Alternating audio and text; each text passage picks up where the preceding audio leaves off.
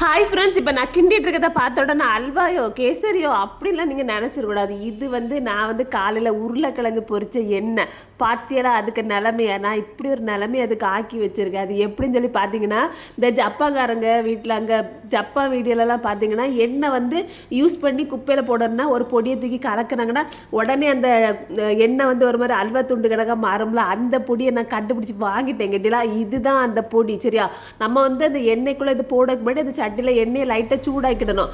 சூடு எண்ணெயில் கொஞ்சம் ஒரு ஸ்பூன் தூக்கி போட்டு அப்படி கலக்கணும்.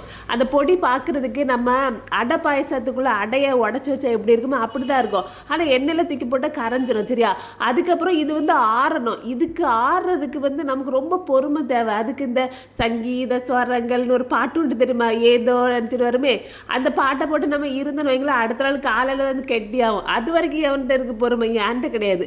அதில் நான் என்ன பண்ணிட்டேன், டக்குனு எடுத்து ஃப்ரிட்ஜில் ஒரு 5 நிமிஷம் தான் வச்சேன். அதுக்கப்புறம் பார்த்தா இப்படி அல்வா துண்டு கணக்க பார்க்குறதுக்கு அழகாக இருக்குது. டப்பில் எடுத்து வாயில் போட்டதுக்குள்ளே எண்ணம்லாம் வரும். ஆனால் அப்படி போடக்கூடாது, விஷம் பற்றிலாம். அதனால் நான் இதை அப்படி எடுத்து குப்பையில் போட்டுட்டேன். அவ்வளோதான். எப்படி ஈஸியாக இருக்கலாம்.